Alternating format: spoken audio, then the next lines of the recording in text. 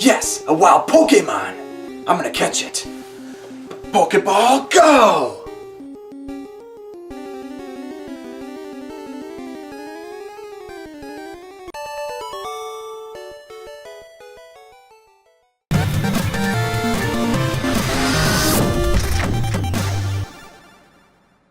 Everybody knows about Pokemon, everybody's heard of Pokemon. Pokemon are everywhere. And the games that started it all were Pokemon Red and Pokemon Blue. The originals! Well, I guess Pokemon Red and Pokemon Green in Japan and Blue, you know, but for us here in North America, Pokemon Red and Pokemon Blue. We'll leave it at that. Spoiler alert, the Pokemon games are great games. If you've never played any of them, I don't know why you'd be watching this review, but if you haven't, go out and get one, play it right now. You can get some for free. We'll tell you about that later. But my question today is, what makes these Pokemon games so great, and why have so many people fallen in love with this exciting and intricate and well-developed world that is Pokemon? In Pokemon Red and Blue, players are immediately faced with a massive challenge of collecting all 150 Pokemon to complete the Pokédex. This is an incredibly ambitious task. 150 choices for team members in an RPG? That's unheard of. It's this amount of massive choice that really makes the game interesting. Each player can play through the game, and it can be a completely different experience based on who you chose to play with. Right from the beginning, you have a choice of the 3 starters, Squirtle, Bulbasaur, or Charmander. But from there, it builds into a series of choices of which Pokemon you're going to play as, which types you like, what moves you're going to teach them, who you're going to set out against one, all types of these decisions that really make each playthrough truly unique. With all this choice, it could be easy for players to get lost in it and really be overwhelmed by just the sheer amount of volume. 150 Pokemon, all sorts of different moves, new types, wow. But the simplicity, the beautiful simplicity of Pokemon really reins that in and makes it not so daunting for players. Pokemon is basically a series of one-on-one battles between your Pokemon and another trainer's Pokemon. You can select from one of 4 moves or use some items in battle to try to lower your opponent's HP to 0. Pretty simple stuff.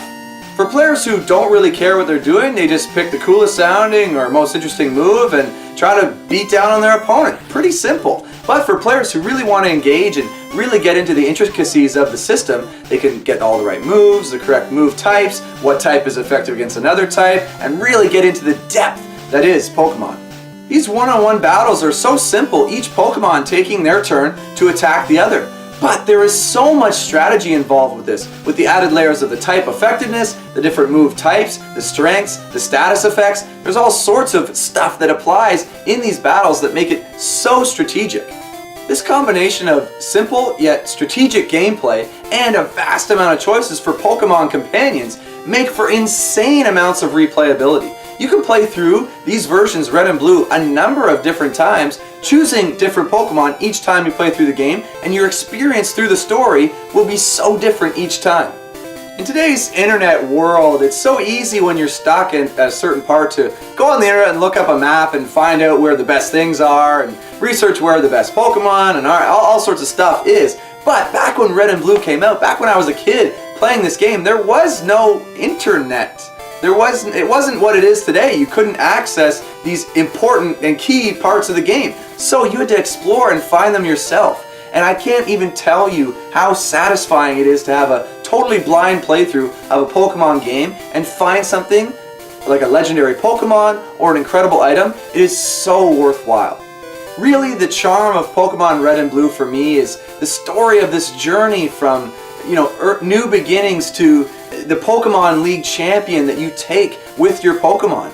Developing bonds with them in a kind of a weird way, but as you teach them moves, they take down certain opponents, you remember specific moments from your playthroughs that really stood out. I know for me, the first time that I beat the Elite Four and beat the game, I can remember the last shot, Articuno Ice Beam on Venusaur for the win. I was down to low health, celebrated huge 7-year-old Garrett getting super excited. It's those types of memories that you can really build in this game.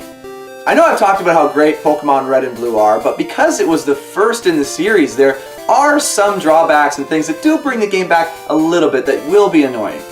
There are times, especially early in the game, when you get into really stupid battle situations where it's almost a stalemate and you've got to kind of grind your way through just jamming A as you do these attacks to work your way through a battle. For example, when you're fighting Metapod and they only use Harden, but you've got a weak Pokemon that can't take them out, so it's a bit of a stalemate. You're just taking 1 health away each time. It takes like 10 minutes to beat one Pokemon. Metapod, harden like his.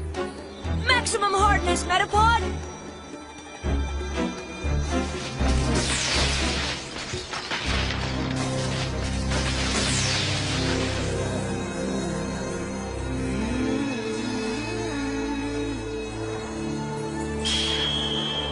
While the game's exploration is a strong point, there are a number of areas too where it's just going to be back-to-back trainer battles, which kind of dampens the sense of exploration and really exploring this world, discovering things when you're just going through a gauntlet of trainers to make it through, then heading back to the Pokemon Center and healing and stuff like that. It's much less organic and well more scripted in those areas, which is okay, but it would have been nicer to have those spread out, kind of explore this vast area, finding all these trainers, rather than being forced and shoved right through them all.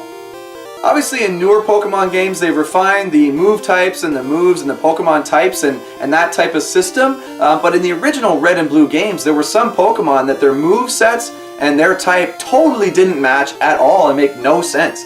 Gyarados, for example, an extremely strong Pokemon, is a water flying type, but it learns no water or flying type moves? What? What about Sandslash, a strong ground type Pokemon? Does not learn a single ground type move? What the hell is with that?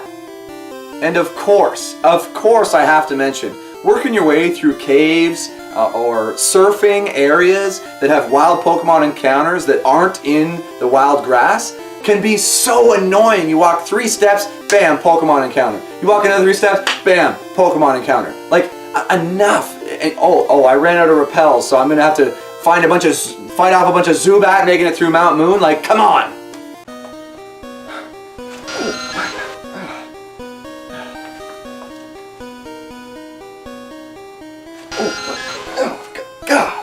Gosh! God damn it! Oh shit! Oh fuck! Like I said earlier, the goal in Pokemon Red and Blue was to find and catch all 150 Pokemon, which was a daunting goal. It was kind of exciting to discover new Pokemon that you'd never seen before, but that is a lot of Pokemon to catch. A major issue, in my opinion, with this is that they're Pokemon specific to each version of the game, so if you had only one version, you couldn't complete this quest. So, if you really bought into the idea and the philosophy of, yeah, gotta catch them all, then you had to buy the other version. Like, come on Nintendo, that's just an obvious marketing ploy, even back in the day. Aside from trying to catch all the Pokemon, your other main goal is trying to work your way through the 8 gyms to get your way to the Pokemon League Championship and become the Pokemon Championship. This is a noble and great goal, keeping things exciting. Gym leader battles are always exciting. They have single types, and if you don't match up well, you're going to have a tough time. And the Elite Four and the Champion, trying to beat them all in a single line without healing completely, is a challenge as well. But once you complete them, it is an epic conclusion to the game. You work your way through, finally beating the Elite Four and the Champion to become the Pokemon Champion yourself is an incredible ending to the game and well worth the time you spend putting into the game. There are some recurring characters and themes in the game, like Team Rocket popping up here and there. You've got to quell them, put them down. Or your rival Gary, who pops up once in a while to check in on you and you guys battle for a bit. But that's not a major theme of the game. The exploration and discovery of the Pokemon is really what this game is all about. Who's that Pokemon? The original Pokemon Red and Blue were presented fairly well. The graphics back then were okay, but now don't really stand the test of time. Even back then there were some really awkward looking sprites where like, oh, it's just a bunch of pixels. So looking back, that's hasn't exactly lasted till today. But it's hard to deny the incredible longevity of these original 150 Pokemon. Even after so many years, bringing them back in Pokemon Go, everybody remembers their names, knows who they are, knows all about them from the original Pokemon Red and Blue. That speaks volumes to how resonant these Pokemon characters were when playing the games.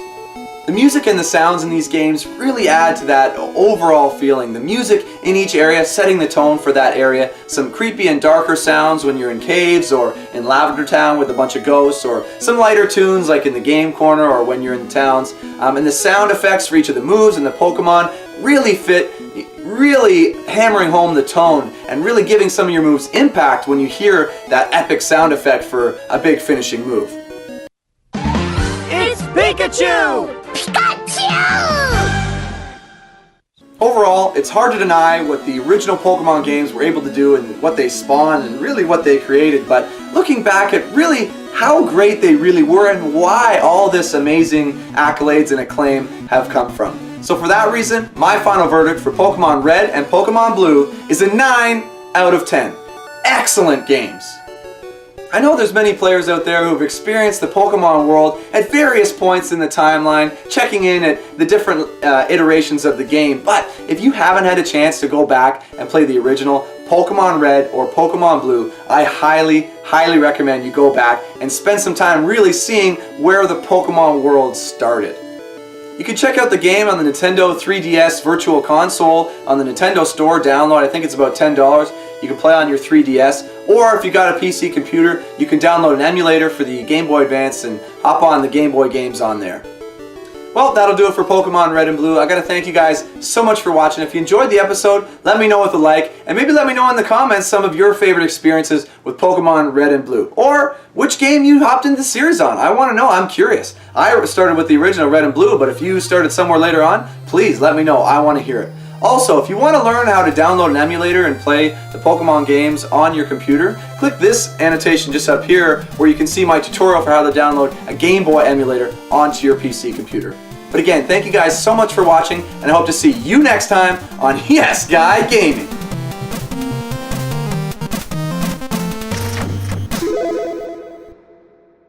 Look, it's a wild Pokemon!